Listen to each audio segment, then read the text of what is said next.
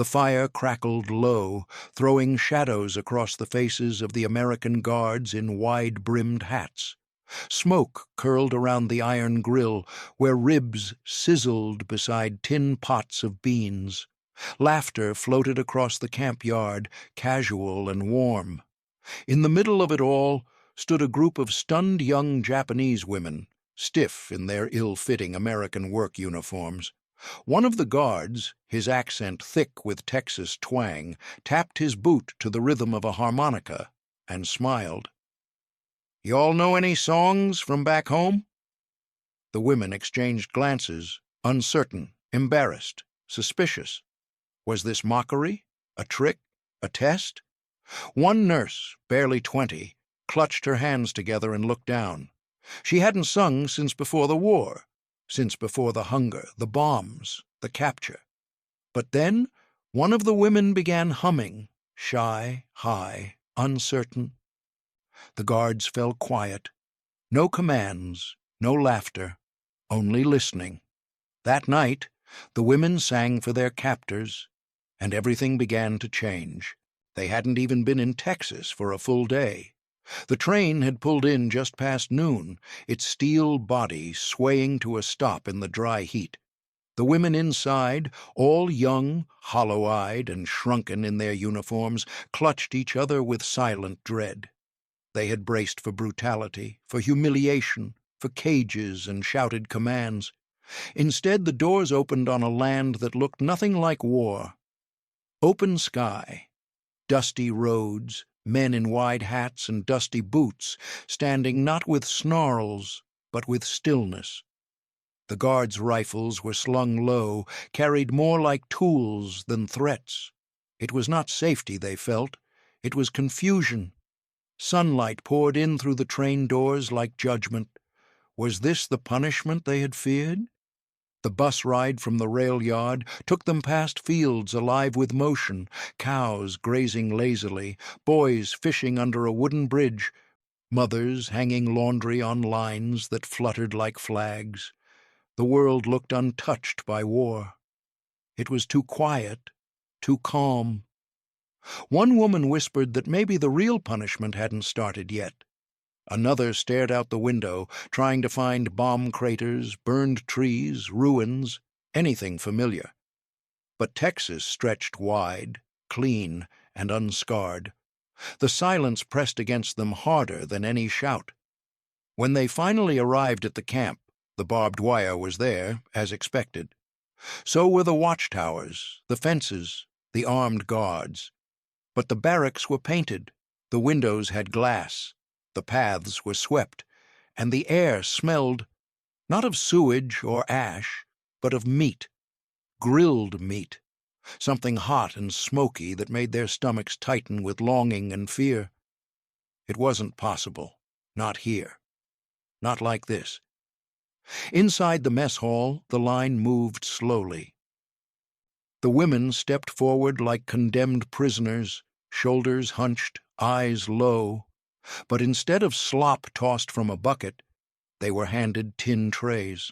On them, slices of grilled pork, buttered bread, green beans, and cold lemonade in metal cups that sweated in the heat. One woman trembled so hard she almost dropped hers. Another couldn't stop staring at the ice floating in the drink. The last time she'd seen ice was before the bombings began. She half expected it to vanish if she blinked. The guards said nothing. No barked orders, no mocking laughter. They just waited, as if this were all normal. Some of the women didn't eat at first. They stared at the food, suspecting poison or mockery. But hunger won. The first bite was like a betrayal. The fat, the salt, the softness of the bread. It was too much. One nurse covered her mouth, ashamed of the tears in her eyes. Another chewed in silence, letting each swallow erase a piece of fear. Across the table, a woman whispered in disbelief, "Why are they feeding us like this?" No one answered. Later that evening, as the heat gave way to the soft breeze of twilight, a few of the American guards gathered on the porch of the main building. They leaned back in chairs, boots propped up, talking low. One pulled out a guitar and strummed a few chords, slow, loose, lazy rhythms that sounded like summer and smoke. The women, walking past on their way to the barracks, froze. Music. Not for war, not for ceremony, just music, drifting like memory through the wire. A few of the Japanese women lingered at the edge of the path, pretending to tie their shoes or adjust their caps. They listened, not daring to approach, but unable to move on. One recognized a rhythm that reminded her of a folk song her grandmother once sang while sewing. Another closed her eyes and tried to remember the last time music wasn't wrapped in orders. That night, no one spoke of beatings or torture. No one could. The guitar had said too much. It was a sound they weren't supposed to hear in captivity. It wasn't mercy. It wasn't cruelty. It was something worse. It was humanity. And in that quiet strumming, they heard a war they didn't understand beginning to unravel. Even now, days after the barbecue smoke had cleared, the women sat in their bunks at night, listening for the soft echo of a harmonica in the dark. They didn't speak of it openly. To do so might pull too hard at something fragile, something not yet safe to name. Instead, they turned inward, into the recesses of memory, into the voices that had once told them who they were supposed to be. Shame traveled with them like a second skin, invisible but unyielding, and it had been sewn into them long before they stepped foot on American soil. Back in Japan, in the quiet corridors of hospitals turned barracks and schools turned into wartime academies, they had been trained in silence and obedience. Before they learned how to bandage wounds or operate a field radio, they were taught one truth: surrender was a fate worse than death. Bushido wasn't just a soldier's code, it was a spiritual inheritance. Honor was measured by how willing you were to vanish for the empire. To be captured was to shame your ancestors, your family, your emperor. Better to die choking on your own blood than to survive behind enemy fences. They whispered those words into their own fists at night, fists clenched under threadbare blankets, fists gripped during air raids. They believed it. They had to. It was what let them kneel beside dying men and not break, what let them go days without food and still stand, what let them look at starvation, disease, and defeat and still serve tea to officers with a bow. The idea of survival itself was an enemy. And then came the bombs. The final months of the war were a slow unraveling. Cities turned to smoke, families scattered. Some of the women had watched their homes burn from rooftops, their siblings running through ash. Others had cradled strangers in shelters while outside the world cracked open. One remembered hurrying her grandmother down a hillside in the dead of night while the sky screamed overhead. Another had lost both her brothers in the same week and received no telegram. There were no goodbyes. Only the unspoken understanding that nothing whole remained.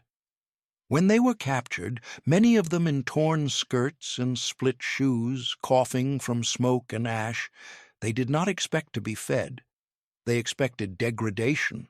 They expected to be stripped, paraded, laughed at. That was the promise they'd been given, the reward for shame.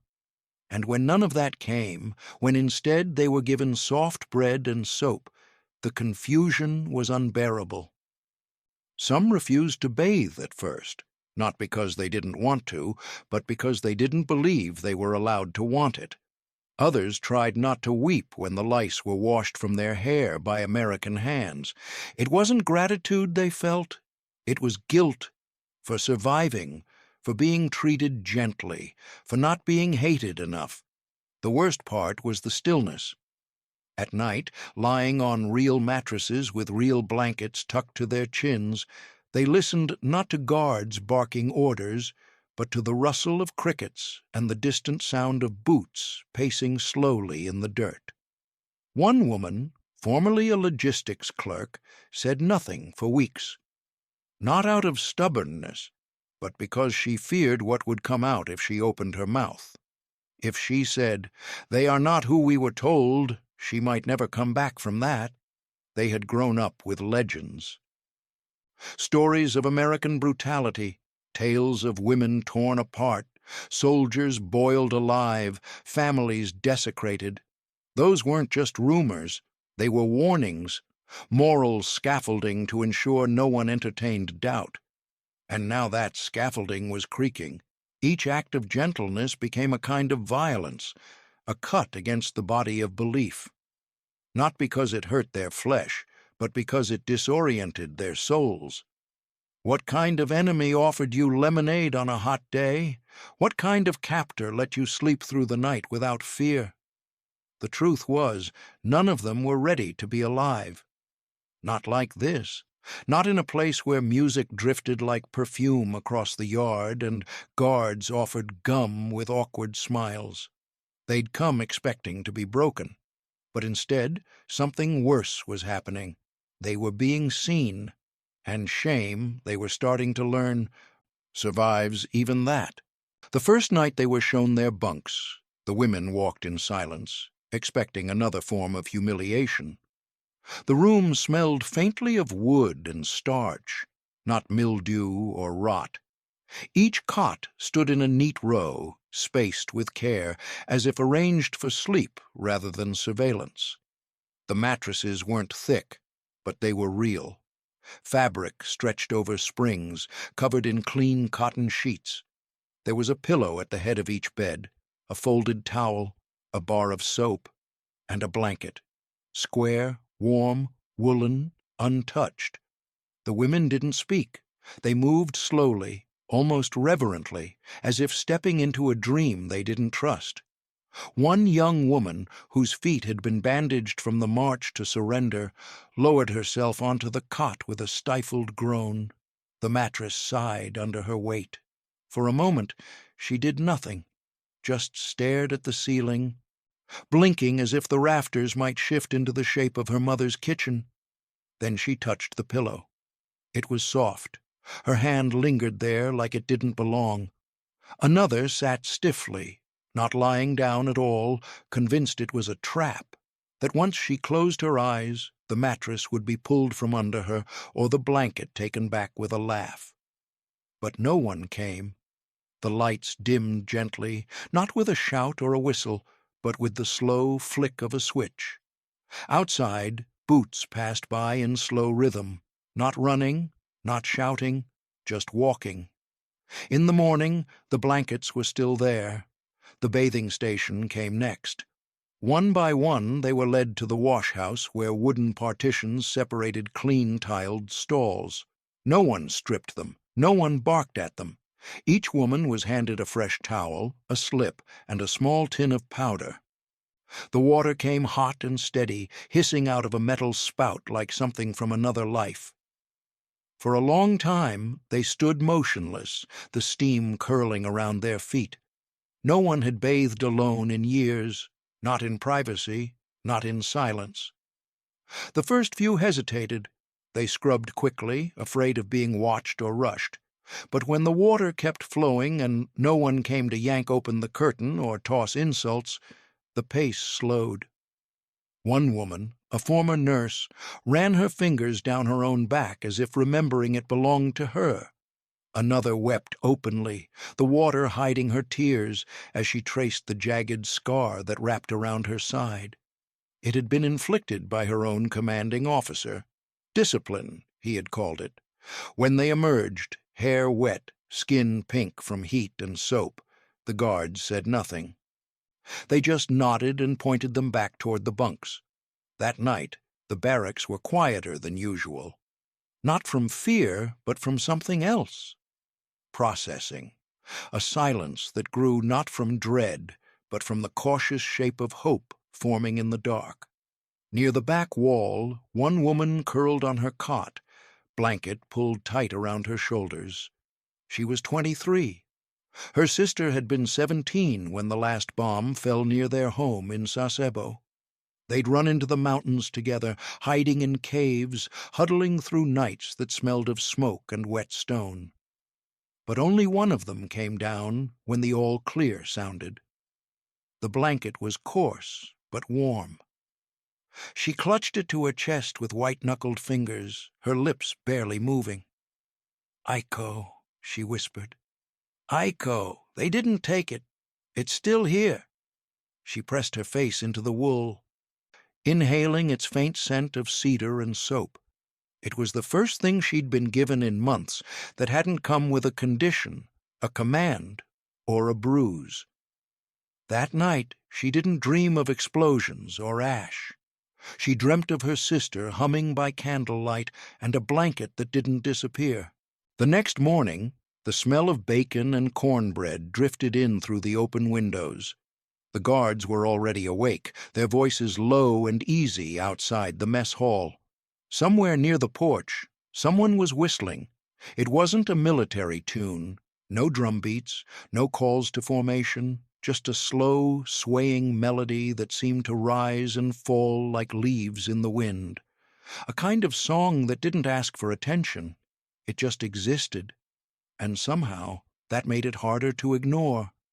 That evening, after supper, the guards returned to their usual spot, 3 of them on the wooden steps near the commissary, one perched on an overturned crate with a harmonica in his lap, another with a steel string guitar.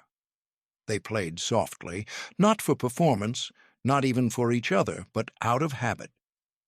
The kind of music that comes from people who've known more summers than winters, blues, folk, some old cowboy ballad that floated through the camp like smoke. The Japanese women walked past them in small groups, their uniforms freshly laundered, hair damp from the wash-house. They tried not to stare. They tried to look forward, feet clicking in rhythm, faces blank as the setting sun painted the horizon in orange and gold. But they heard it. They all did. Back in the barracks, after lights out, the music still lingered, echoing inside them in ways they didn't yet understand. For most, music had been something tied to duty. Marching songs, imperial hymns, shouted cadences meant to drown out the sound of hunger and fear. In training, even the radio had been an extension of command. Melodies were for the emperor, not the self. Even folk songs had been discouraged, labeled indulgent, decadent, unfit for wartime minds. But these songs from the Americans were different. They didn't ask for allegiance. They weren't loud or sharp. They didn't glorify conquest or demand obedience. They were slow and strange, sometimes playful, sometimes sad, like a man remembering something he'd lost but never stopped loving. And that was perhaps the most dangerous part. They didn't sound like victory. They sounded like life. One woman, a translator by training, found herself listening through the cracks in the wooden wall.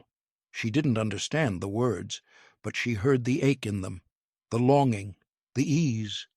She lay still, her eyes fixed on the ceiling, and for a moment the camp around her faded. She imagined a porch, a quiet field, a place where music wasn't rationed like rice or silence. Another night, as the guards strummed a tune with no words, something unexpected happened. One of the women, barely more than a girl, hummed. It was soft, absent-minded. Just a note or two under her breath as she folded a shirt and smoothed it over the cot. She didn't even realize she'd done it, until the other women looked at her, eyes wide, not with judgment, but with recognition. She froze. Her mouth clamped shut. Her fingers trembled. She turned away, ashamed, confused, afraid of what it meant. That melody wasn't hers. It didn't belong to her country, her people, her side, and yet it had slipped out of her like breath. Later that night, she cried quietly into her blanket, not because she had been mocked or punished, but because she hadn't, because no one had stopped her, because part of her wanted to hum again. In the silence that followed, the women lay in the dark, hearts thudding in their chests, the memory of the tune still threading through the rafters. Outside, the harmonica played on, unaware of the revolution it had started. Not a loud one, not yet, but the kind that settles deep and refuses to leave. 3 days later, a notice went up outside the mess hall, handwritten in crooked English and translated with careful brush strokes beneath. Saturday evening, barbecue. All present welcome. At first, no one moved. The women read the sign with tight brows and silent mouths. Welcome? The word hung heavy, like a trick balanced on the tip of a blade. Why would they feed us like guests? Someone whispered. No one answered, because no one understood. The day of the barbecue arrived with heat shimmering off the camp fences and the sound of laughter rolling in from the southern end of the yard. The Americans had strung up bunting, red and white cloth, that fluttered lazily in the breeze. Tables were dragged out beneath the trees, long planks balanced over oil drums, covered with thin plastic sheets that glinted in the sun. The smell came first: meat, smoke, sugar, salt. It drifted through the air like a story, one they weren't sure they were meant to hear. One by one, the women were escorted toward the clearing. Not marched, not ordered, just invited, a nod, a wave of the hand.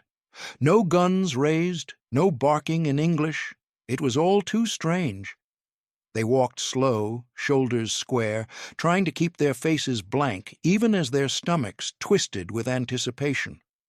Then they saw the table. It was absurd. It was obscene. It was glorious. Ribs stacked in foil pans, fat glistening in the light. Whole trays of cornbread, sliced and steaming, pitchers of iced tea with lemon wedges floating like golden boats. There were bowls of slaw, mashed potatoes, beans sweetened with brown sugar, and pies, pecan, peach, apple, set at the end of the table like offerings to gods who had never known famine. The women froze. Some stared. Others glanced around as if waiting for someone to scream, for a door to slam, for the fantasy to be snatched away. But the guards only stood nearby, sipping from tin cups, laughing low among themselves. One gestured toward the ribs and said in slow, friendly English, "Please, eat." The line moved forward. Each woman picked up a plate. Their hands shook. One reached for a biscuit and recoiled, as if it might vanish. Another took only a spoonful of beans, then returned moments later to take more, tears already brimming. The scent of the meat made their mouths water and their memories splinter. The hunger came back in waves.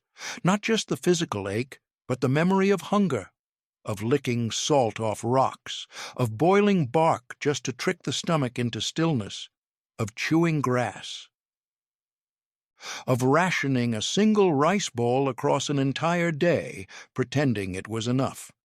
Now here, the ribs fell apart beneath their forks. They sat on low benches, napkins folded in their laps, and ate in near silence. Every bite was too much, too good, too confusing. One woman chewed slowly, eyes wide, her jaw trembling. Another closed her eyes after each swallow, afraid the taste might disappear if she didn't commit it to memory. At the far edge of the gathering, a small group of guards tuned their instruments again. A guitar, a harmonica, even a fiddle this time. The music began softly, as it always did. No fanfare, just rhythm and smoke and sky. But this time, something had shifted. The women didn't walk away. They stayed, plates in laps, hands sticky with sauce, listening. And as dusk crept across the yard, it became impossible to tell where the smoke ended and the songs began. The guards played lazily at first, leaning against the wooden posts, plucking strings with the ease of men who had never known real hunger. The women sat in small groups, their plates empty now, their hands folded neatly in their laps. The music rolled over them in waves, soft, unhurried, free. It wasn't for them, not really, and that somehow made it easier to listen.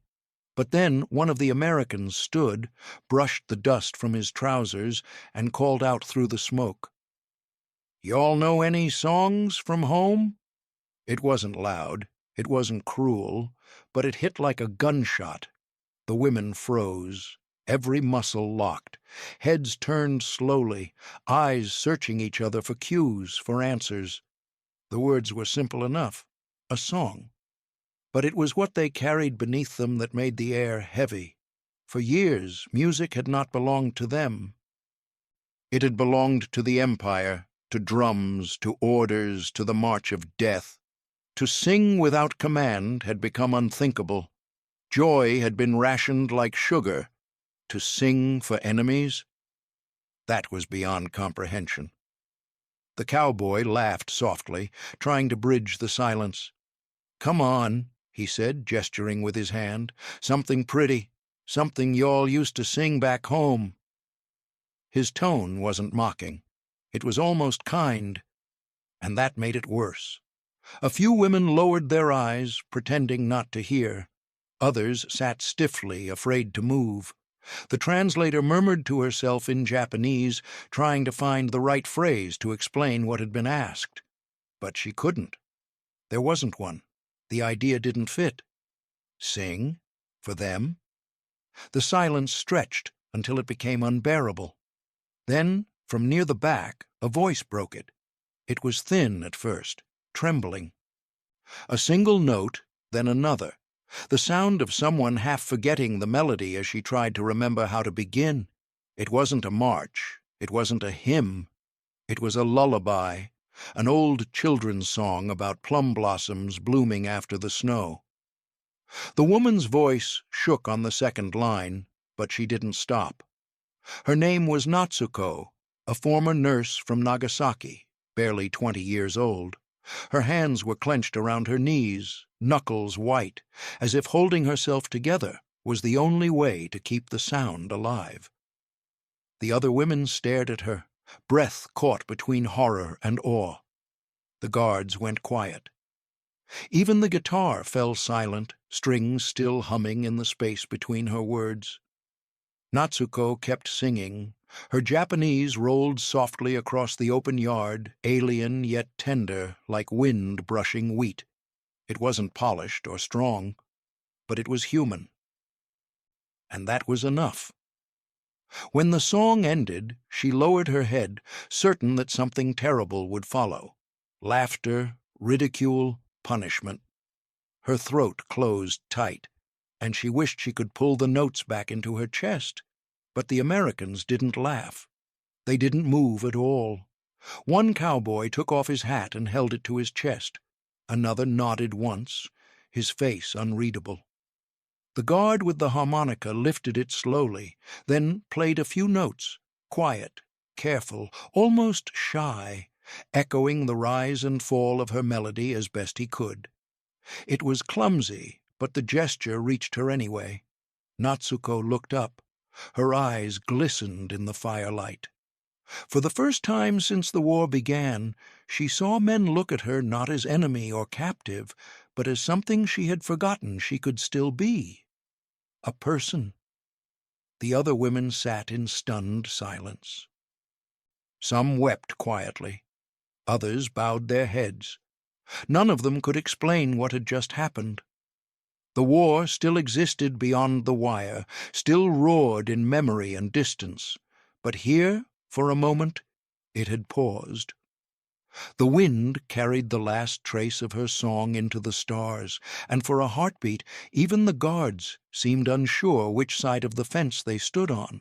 After that night, something quiet began to shift. Not in the camp itself.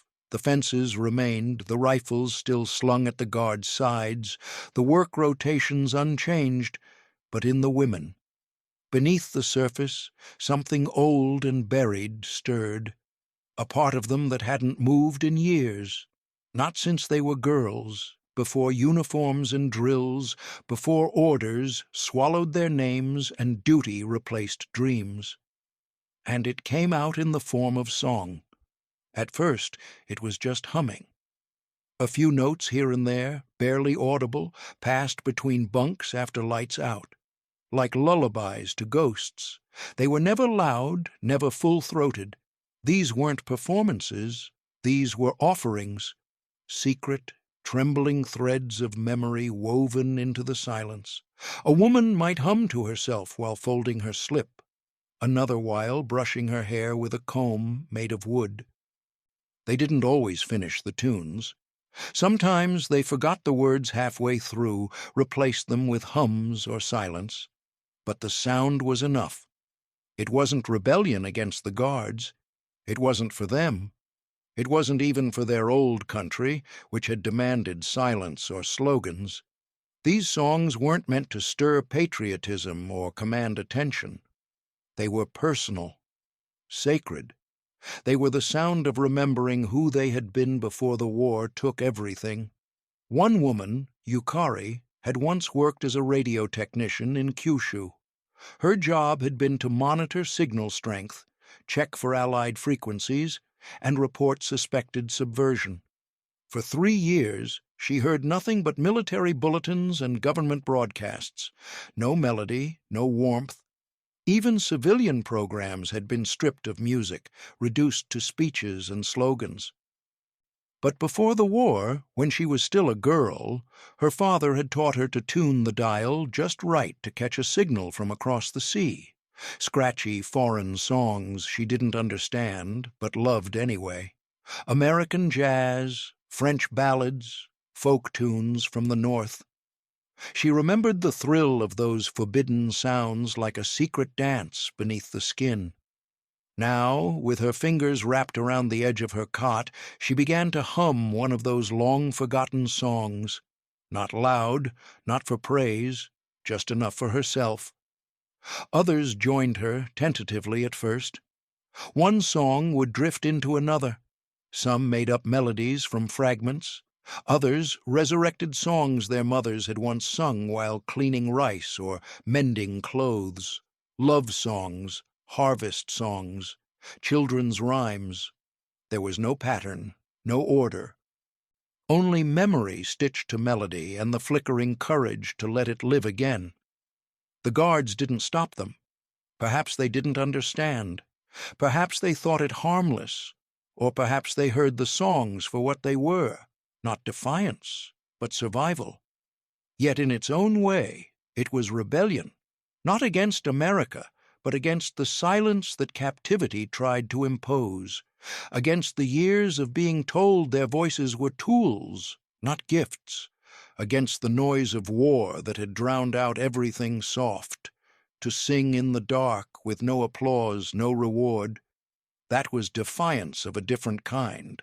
It meant claiming something the war had not destroyed, the right to feel, to grieve, to remember.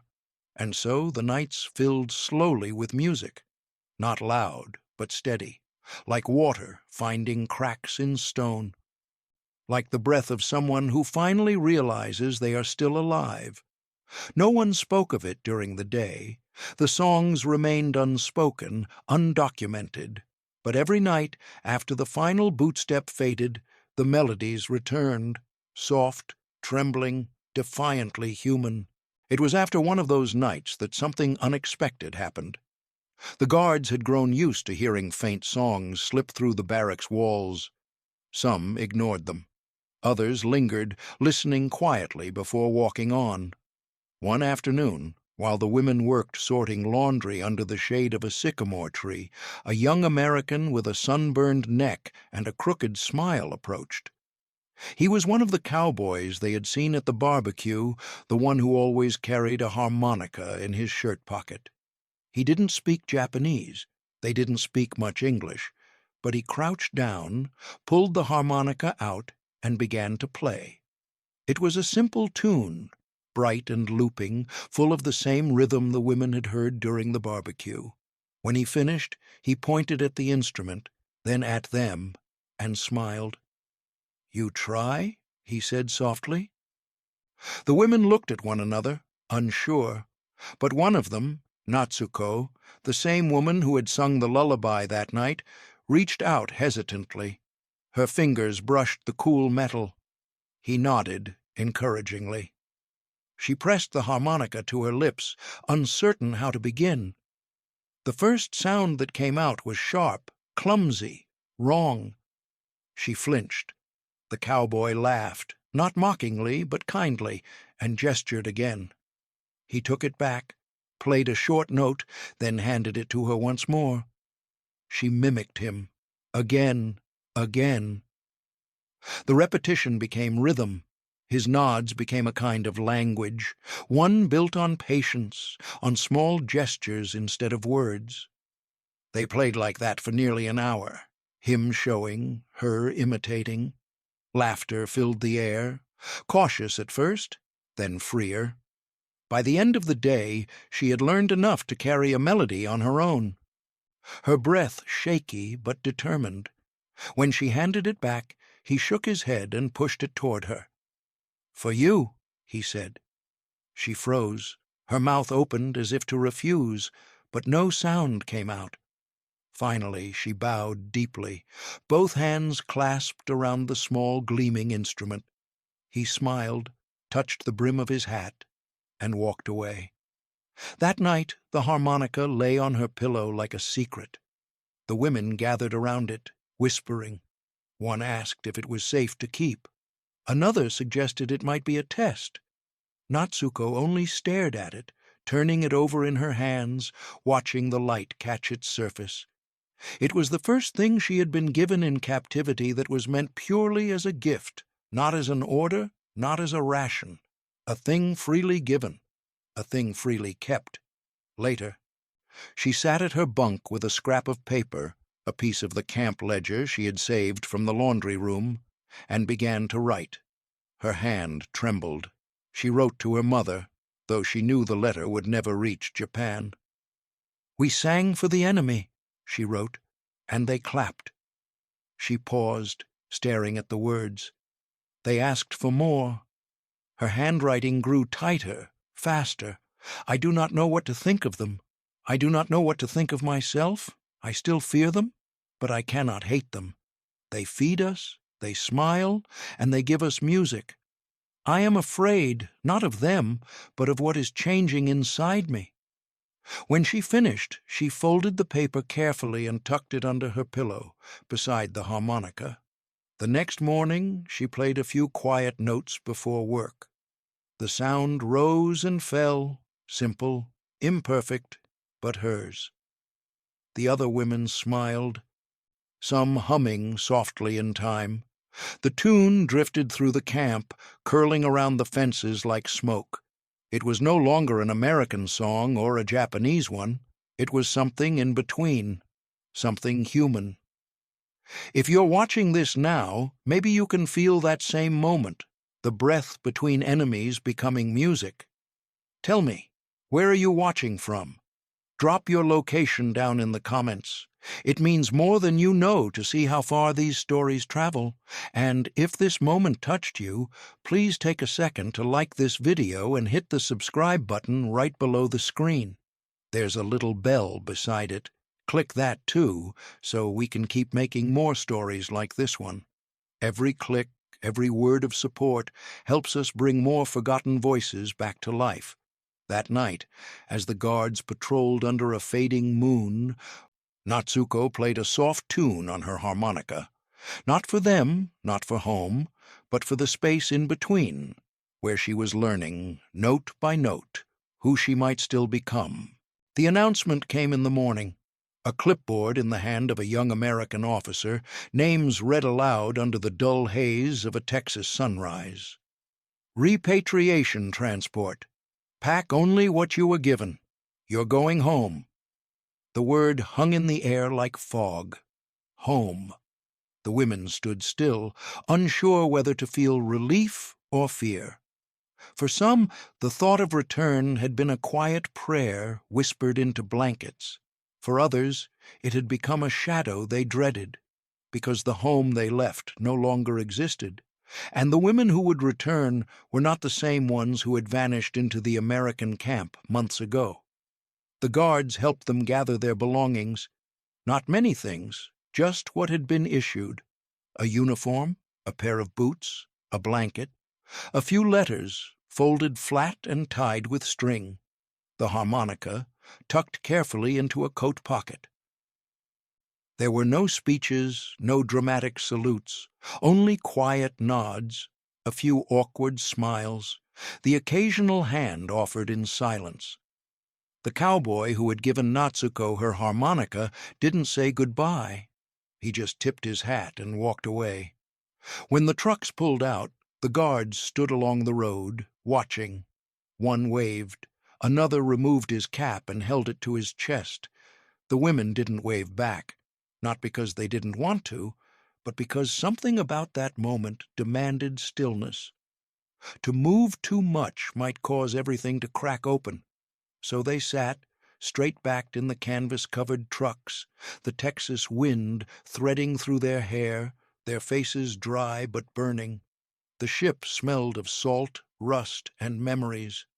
As it pulled away from the American shore, some of the women stood at the railings, staring back at the place where they had learned to sleep without fear. No one spoke. The horizon swallowed the land behind them. Japan emerged days later, gray, broken, skeletal. Cities bombed into silence, children too thin to speak, women with hollow faces scrubbing pots with no water. One of the women, upon disembarking, clutched her blanket tighter when she saw a child gnawing on bark. It reminded her of the stew they had eaten in the camp, thick, hot, strange, and she wanted to cry, not out of guilt, but confusion.